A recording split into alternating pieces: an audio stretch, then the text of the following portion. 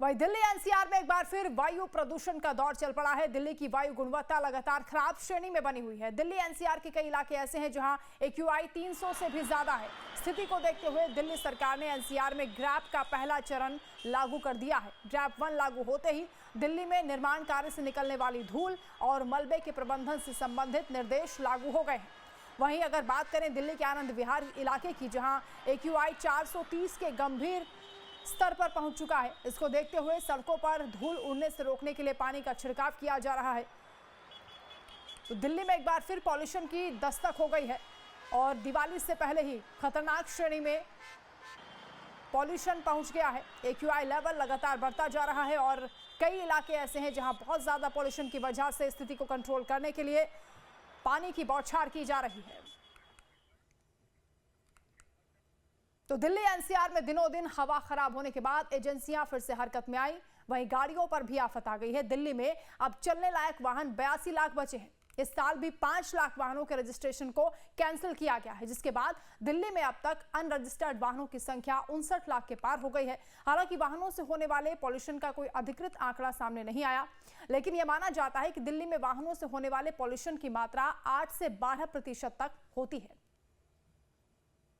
दिल्ली में air pollution को कम करने के सभी वह उपाय किए जा रहे हैं जिससे लोगों की जहरीली सांस नॉर्मल हो सके, यानी कि उनके स्वास्थ्य के साथ खिलवाड़ ना हो। इसी क्रम में इस वक्त हम आ पहुँचे हैं सराय काले खां RTO दफ्तर के बाहर, जहां पर हम आपको ये बताने की कोशिश कर रहे हैं कि वाहनों पर भी प्रतिबंध लगाया गया है। यानी कि डीजल के वाहन 10 साल पुराने हैं तो उनको हर साल दिल्ली से बाहर किया जाता है। इसी तरह से पेट्रोल के 15 साल पुराने वाहनों को भी अनरजिस्टर्ड किया जाता है, यानी कि उनका रजिस्ट्रेशन को रद्द किया जाता है। इस साल भी लगभग 5 लाख वाहनों को अनरजिस्टर्ड किया जाएगा, उनका रजिस्ट्रेशन पूरी तरह से रद्द किया जाएगा, ताकि वो किसी भी सूरत में तय मानकों के हिसाब से ही यहाँ पर दिल्ली में वाहन चल सकें। इसके लिए अब दिल्ली में सिर्फ 82 लाख वाहन चलते दिखाई पड़ेंगे।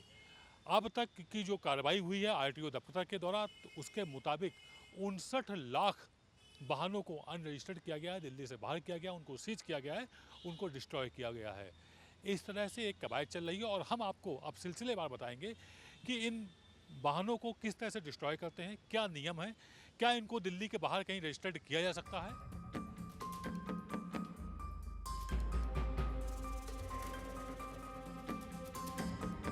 दिल्ली NCR में दिनों दिन हवा खराब होने के बाद एजेंसियां फिर हरकत में आई तो गाड़ियों पर आफत आ गई। दिल्ली में अब चलने लायक वाहन 82 लाख बचे हुए हैं। इस साल भी 5 लाख वाहनों के रजिस्ट्रेशन को कैंसिल किया गया है, जिसके बाद दिल्ली में अब तक अनरजिस्टर्ड वाहनों की संख्या 59 लाख के पार हो गई है। हालांकि वाहनों से होने वाले पॉल्यूशन का कोई अधिकृत आंकड़ा सामने नहीं है, लेकिन माना जाता है कि दिल्ली में वाहनों से होने वाले पॉल्यूशन की मात्रा 8 से 12% तक होती है।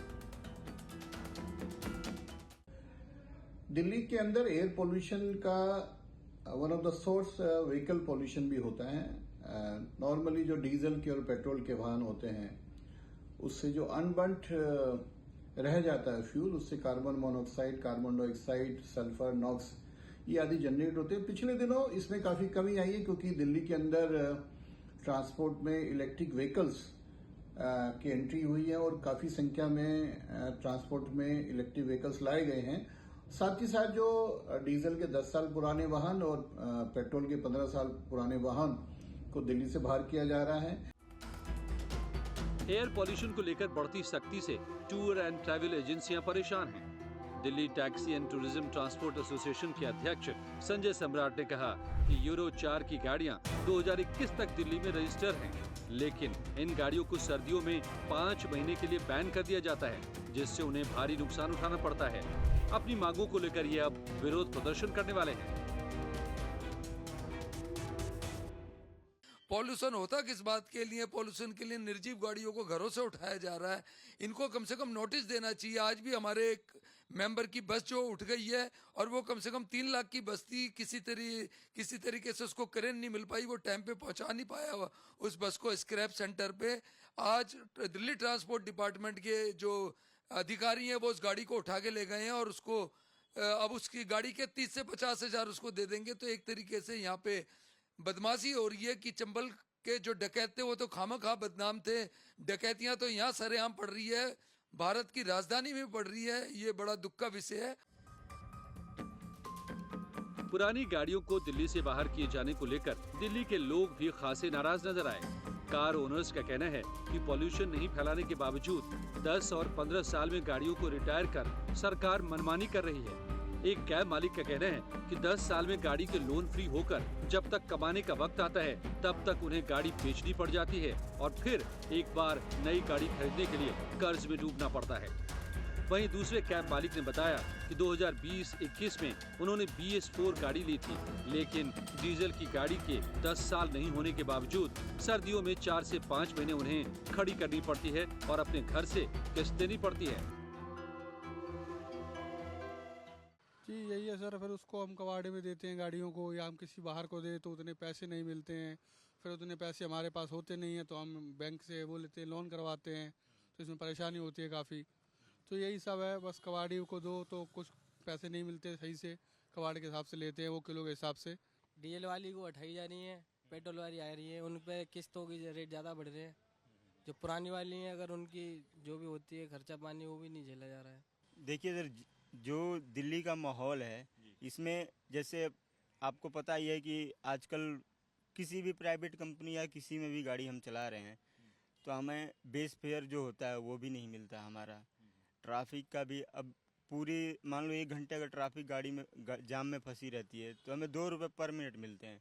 वो 2 रुपये पर मिनट से ज़्यादा कॉस्ट हमें पड़ता है और आए दिन मतलब मेंटेनेंस निकालना हमें मुश्किल हो गया है। और सरकार में ये पेट्रोल गाड़ी 10 साल, CNG गाड़ी 15 साल, अब 15 साल छोड़िए 8 साल के बाद ये गाड़ी पासिंग होती ही नहीं है। कोई भी कमर्शियल गाड़ी हो 8 साल बाद हमें पासिंग कराने के लिए हाथ जोड़ने पड़ते हैं। अब ये भी जान लीजिए कि स्क्रैप पॉलिसी में कितना बड़ा झोल है।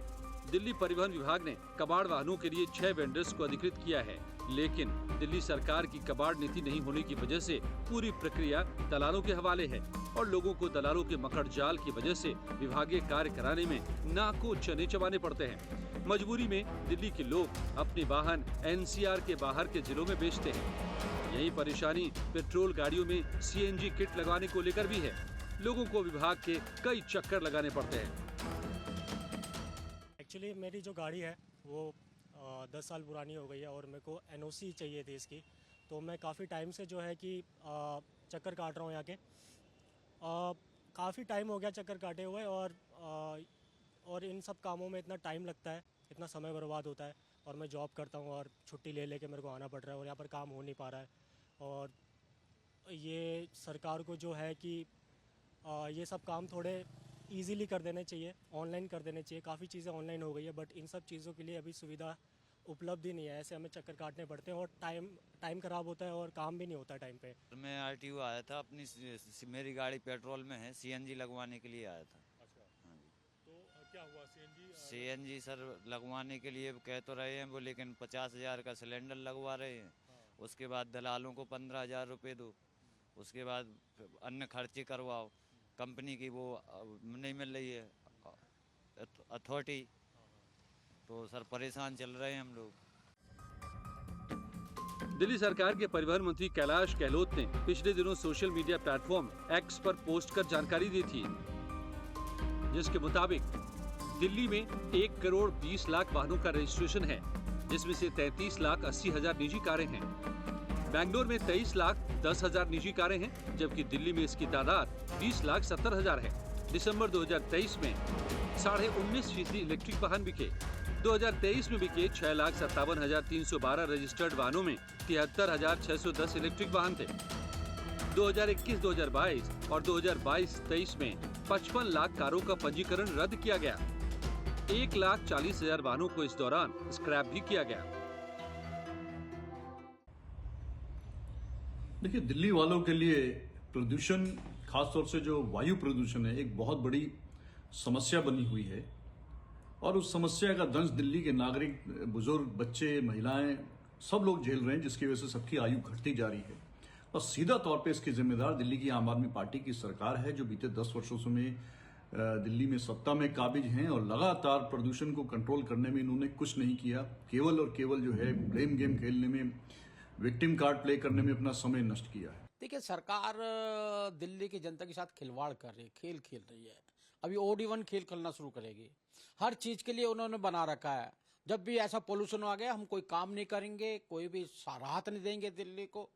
जब पोल्यूशन बढ़ेगा, OD1 का खेल करके दिल्ली को भ्रमित करेंगे। इसलिए 15-20 दिन 50 दिन निकल जाएंगे, फिर नॉर्मल हो जाएगा। पानी की समस्या आएगी तो एक प्रेस कॉन्फ्रेंस कर देंगे तो खत्म हो जाएगी वो प्रेस कॉन्फ्रेंस के अंदर।